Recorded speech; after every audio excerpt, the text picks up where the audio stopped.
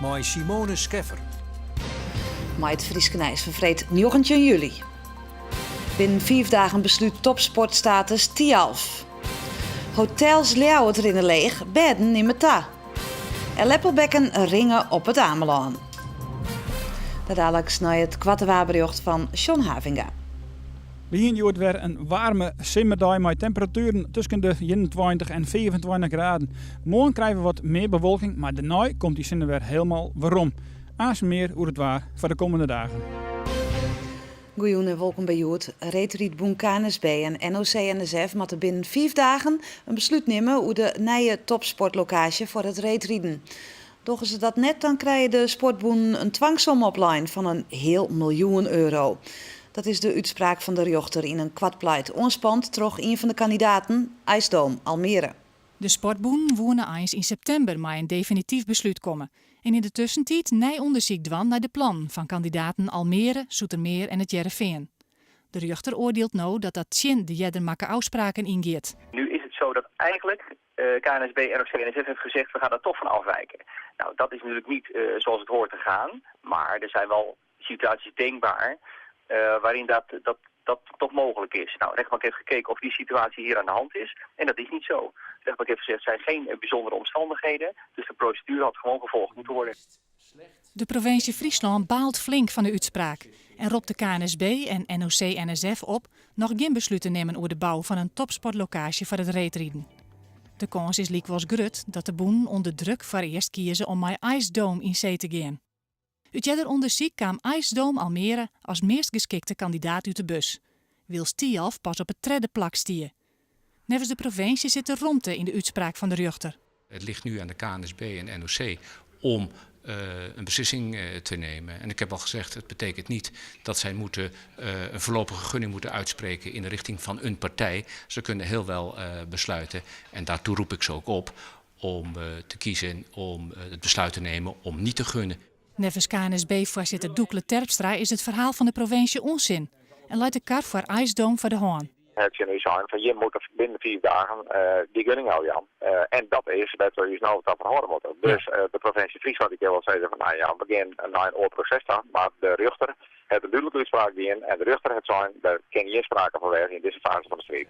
Kiezen de boeren ervoor om in zee te gaan met IJsdoom, dan gaan de provincie Friesland en Tialf in hege beroep. Het binnen drege tijden voor de hotels in Ljouwert. Het aantal toeristen dat naar de Frieske Haatstad komt is zo'n 2008 weeromroen. Wielst het aantal beschikbare bedden in dezelfde tijd haast verdubbelen is. Op dit stuit staan er 2 hotels in Ljouwert te keep. Het Eurohotel en Pas Plaza. De eigenaar zeggen dat de verkeer neer te krijgen had met de minder tijden. Dags is het er de laatste 4 jaar net beter op worden voor de hotels. Ik denk dat het behoorlijk onder druk staat op dit moment. Je ziet ook wel berichten in de krant op dit moment waar het blijkt dat de mensen dan wel op basis van leeftijd willen stappen. Maar er staan ook wel wat berichtjes tussendoor dat het allemaal wat afneemt. In 2008 waren er 9 hotels in Ljouwert. 4 jaar later binnen dat er al 13. En er komt nog meer bij. Want in 2015 moet het nieuwe Van der Valk Hotel onder Roenwij van der Stad klaar wezen. Het aantal hotelbedden in Ljouwert is nog meer ten naam. Binnen dat er in 2008 615, op dit stuit binnen dat er 1040. En door een periode nog de 240 bedden van het nieuwe Van der Valk Hotel. Opvallend, omdat het aantal bezoekers ongeveer gelijk bloot. En daar hangt nog iets anders aan vast. Vroeger had iedereen een beetje een vaste prijs. Maar op dit moment, iedereen biedt de prijzen aan die dus duidelijk naar beneden gaan. Het Westcourt Hotel bij het WTC is een van de laatste nijkommers. Doel wie dat hier een soort bezoekers van het WTC-complex zone. Maar dat voelen ontnota bot al. We moeten het echt op eigen kracht doen. Het aantal beurzen is achteruit gelopen. En nogmaals, wij moeten het zoeken ook in het toerisme. Maar daar zien we toch echt wel een groei in. En dat heeft natuurlijk te maken met de arrangementen die wij kunnen voeren. Omdat we hotels op de eilanden hebben. We hebben inmiddels 15 locaties. En laten we zeggen, Leeuwarden is wel een zorgenkindje van ons. Zowel Westers als Van der Leij blowen voor zelfs ondernemers en hebben al je plan. Want er moeten meer bezoekers naar Ljouwert komen en ze willen de hotelbedden ook weer vol krijgen. In deze zullen we moeten zien om schouders onder vernieuwende dingen te zetten, waarbij het aantrekkelijker wordt dus om naar de stad Leeuwarden te gaan. Duizenden mensen plannen haar een vakantie erop. Het is bouwvak en dus gaan we naar het scootjesielen. Met de boot erachteraan varen of sjen naar de scootjes van de Walskant. Morgen begint het SKS-zielen in Grauw. De scootjes en haar volskippen binnen Joert Onkaam. Er zijn 2 nieuwe skippers en 1 van hen is 7 meter. Als bemanningslid had er al heel wat jaren ondervinding bij de SKS. Maar nu zit er voor het eerst aan het roer van het Ljouwerter scootje. Hij moet hem dus nog bewijzen. Ik heb wel het gevoel dat je even testen wordt, ja, van wat doet hij en hoe zeilt hij en hoe gaat hij met bepaalde situaties om. Dat is al druk gaande, ja. In de voorwedstrijden merk je dat wel echt. En viel ze dan ook druk? Nee, gelukkig niet, want de eigenaren van het scootje weten wel dat er wat aan de hand is en ik heb wel de tijd gekregen om dat allemaal voor elkaar te maken. Er wint dit kampioenschap meer verorings. Huzum had een nijscootje. En derde skipper Lodewijk Meter maar al te blied mee. Maar de nije onwinst hoopt het Meter in de toekomst prijzen te pakken. Dit hier wordt vooral zien als om te wennen aan het nije scootje. Het is uiteindelijk het eerste hier met skip, dus het is allemaal proberen en naar je vakken erop. En ik joom mezelf gewoon, ik joom me en ik krijg de tijd. Omdat ik helemaal naar het centrum kwam en dan dat is gewoon peri mijn werk. En alles wat wij in de bovenste regio van hier eindigen, dat is gewoon mooi mijn naam. En dan hebben we nog nijeling Teerke Klaas van der Meulen, 34 jaar en de nije skipper van Wat zijn. De skipper wil hem nog net bot uitlitten over zijn mogelijkheden bij dit kampioenschap. Maar één ding is alwis, hij had er nog toe. We hopen leuk mooi te draaien en we hopen buiten de dubbele cijfers te komen. Dat is uw streven wat. Als die zelf dan toch een omschreeuwen maakt, wat voor skipper bist al? Ja, ik denk dat ik rustig ben. Een rustige skipper. Ja. Dat, meer hoe kan ik dit zeggen. En Joen is de lotting voor de start in Grauw en voor de start op een veenhoop komende manje. Vogelbescherming Nederland sleept de provincie Friesland voor de rechter hoe de IJsselmarvisserij met steende netten. De provincie had bij het verlenen van de vergunning daarvoor nevens de vogelbescherming net goed zien naar de gevolgen voor wettervogels. De vogels kunnen verdrinken troch de netten. Nevens de vogelbescherming bent dat er wel 50.000 in dier. Skil gevierd actie om het schuitengat een geul naar de haventa weer iepen te krijgen. De geul is 15 jaar waarom dichtslieken en dan moeten de boten van Doeksen een jelloere verder varen om in de haven te komen. Vertjentwurgers vanuit de politiek, het zakenlibben en orenorganisaties hebben symbolisch een stukje geulgroeven op de bank dat jet iets het schuitengat wie. Topmodel Doutzen Kroes van Jester Mars type de kandidatuur van Ljouwert in de strijd om in 2018 culturele haatstad van Europa te worden. Dat had het topmodel de provincie in een e-mail wittelitten. Commissaris van de Koning Jorritsma hier Kroes om die stipe vregen. Nevens Kroes verzin het Europa dat Friesland in 2018 in de schienwerpen stiert. Een groep onderzoekers had van de morgen 24 leppelbekken ringen op het Ameland. Het is de tweede keer in het bestaan van de leppelbekkenkolonie op het eiland dat dit gebeurt. Troch het ringen kunnen de onderzoekers bijhouden hoe het met de leppelbekken gaat. De resultaten matten een beeldje aan over de kwaliteit van het watergebied. Het is de bedoeling dat we even die ene familie daar pakken. We gaan er naartoe. Na aanwijzing kunnen de onderzoekers op de Nessen aan, maar als doel om in Manskof meer dan 20 jonge leppelbekken te vangen en te ringen. Het Frieske Geer beheert het gebied dat de leppelbekkolonie zit. De brieren meer dan 100 pekers. Het is pas de tweede keer dat de vogels hier ringen worden, wils dat op de Orenwatereilanden of vol lange bad. We stonden er altijd wat kritisch tegenover, want het brengt toch wel wat verstoring ermee. Maar toch ben je er nou om? Ja, dat klopt. Ameland was nog steeds een ontbrekende schakel erin. Dus toen hebben ze gezegd, vorig jaar we doen het als test. Gaat het goed, is er niet te veel verstoring, dan willen we er mee doen. En vorig jaar was het goed en we zien nu ook, het loopt goed. Voor de onderzoekers is het belangrijk dat ze de leppelbekken nou ook op het Ameland ringje maaien. Nou, we doen het om te snappen hoe dat op het water om het taak gaat. De verschillende delen van het water die zitten eigenlijk in een verschillende toestand.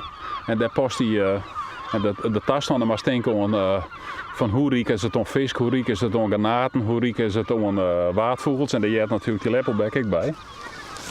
Wat maait binnen 60 nesten van leppelbekken op het Ameland voortspeelt. Die hij hier weer een nijplakje zocht. Intussen binnen er zwaar genoeg de leppelbekken in het waardgebied. De laatste weken binnen de 23 derde leppelbekken voen. En dat is gewoon uitzonderlijk veel. En over de oorzaak van dat sterven van die dieren, ja, daar weten we gewoon nog niks van. Maar is het dan ook belangrijk dat je nou dit werk doet, dat ze ringen binnen? Dat is natuurlijk belangrijk, want stel dat je een sterfte krijgt en je hebt veel geringde dieren, dan weet je ook waar ze vandaan komen. En dan weet je hun herkomst. Dan kun je gerichter zoeken naar een oorzaak. Nou goed oorloren binnen de onderziekes kleer en worden de leppelbekken op de kwelder van het natuurgebied de Hon weer maar restlitten. En heegste tijd om naar Frankrijk te gaan. Bauke Mollema had een jontje de etappe naar Le Grand Bonnat gewoon uitrijden. Juster wie er nog sprake van dat Mollema misschien afstappen zou omdat hij ziek wie. Maar de inwoner van Ljouwert kon van de Moon dus gewoon starten in deze zwiere bergetappe. En kom ik gewoon uitrijden. Na Orin stie hij de passen te wut en dus verslagjouwer Roelof de Vries stie erbij. Hele zware dag. Eigenlijk vannacht had ik niet gedacht dat ik nu nog zesde zou staan. Ja, zo slecht voelde ik me gisteravond. En vanochtend ook nog niet echt een lekker gevoel. En ja, ik was echt blij dat het die eerste 2 beklimmingen een beetje rustig ging. En toen, ja, op een gegeven moment kwam ik er eigenlijk wel door. En ja, mijn ploeggenoten die hebben me goed bijgestaan, Lezer en Boom staat nog heel lang mee in het peloton. En ja, op een gegeven moment een paar cafeïnegelletjes genomen en ja, toen ging het eigenlijk alweer. En op het einde, ja, ik was eigenlijk verbaasd dat het nog zo goed ging. Ja, dat wie Bauke Mollema, voor u bij de finish verslagjouwer Roelof de Vries. Ja, Roelof, het verbaasde hem zelf dat het zo goed ging. Ja, hoe ging het? Bleun hij in het peloton? Waar zie je het er? Ja, hij ziet gewoon in het peloton, maar hij is de grote groep. Christopher Froome komt er door, et cetera. Hij had er aardig doorheen kwam. Tuurlijk, hij kwam helemaal kapot bij de bus. Van de bus in, douchen. Soms dan jou ze nog wel eens een interviewtje van tevoren. Dat wie nou net het geval. Dus hij wie echt helemaal leeg. Zie ik net, leeg. Maar hij zit er uiteindelijk bij. Ja, en een prachtig plaatsje trouwens daarachter. Is dat het finishplak? En hoe wil Ter nou praten over Bauke Mollema? Ja. Ja, dit is La Grand Bonnat. Dit is de finish dichtbij de Zwitserse Grace bij Lac d'Annecy in de buurt. Een soort toeristen komen daar ik. We kwamen hier familie on. Mooi eigenlijk helemaal net, want ja, ik krijg geen passenkaart en niks. We waren even bereid naar Bauke Mollema. Het is een Ljouwerter zelfs, we net die Ljouwert al eerst. En we dachten van die status. De status van Bauke Mollema, hoe zit het nou correct? Tweede worden, maar zakken naar het vierde plak, naar het zesde plak. Dus hoe bekend is nou correct Bauke Mollema? Hello, do you know Bauke Mollema? Mollema. Mollema. Do you know Mollema? Mollema? No. No? Who is he? No. Mollema. Mollema を知ってるか? Yes, yes, I know. Belkin. Monsieur, français? Oui, français, tout français. Hey guys, I guess you're from Norway. Sorry. Can I ask you something? Do you know Bauke Mollema? Yeah, we know. Okay. He's done a great race this year. He's awesome. Really good? Really yes, good, Bauke? Yes, great. Yes. Okay. Tu connais Bauke Mollema? Oui, bien sûr. Oui, c'est très bien. Oui, c'est magnifique, hein, la France. Mais tous les pays dans le monde, la terre elle est belle. Bauke Mollema. Do you know him? Yes. Really? No. Tu connais Bauke Mollema? C'est où ça? We are from Australia, yep. Okay, we're doing kind of a test. We want to know if you know Bauke Mollema. No. Mollema, et tu connais Mollema? Non. Non, on connaît pas Mollema. Non. Nou, Roelof, het is net echt goed steld, maar de kennis hoe Bauke Mollema heb ik het idee daar in Frankrijk en Oereland. Nee. Maar dan vreeg ik me helemaal af, hoe kunnen ze Luwe Westra, dat heeft net vregen, maar daar ben wij wel nieuwsgierig naar, Nee. want hoe heeft die hem staande houden daar in de bergen? Ja, nee, ja, prima. Je keer van Luwe Westra in zulke etappes net al te volle verwacht je. Hij had vrienden hier in een vergelijkbare etappe naar Parijs-Nice wil dienen. Nou ja, zo goed is hij op dit stuit gewoon waar net. Dat is spietig, maar goed, dat is ik net echt te verwachten. Hij riet dus wat dat betreft wel enigszins in de achterhoede mooi. Maar Luwe Westra doet het goed en geef hem ook gewoon vooruit. Luwe Westra die helpt de finish in Parijs. En daar willen we dan in Grutskop. En Mollema, mooi weer een bergetappe. Ja. Ken je daar nog wat uithalen, je tinkst? Ja.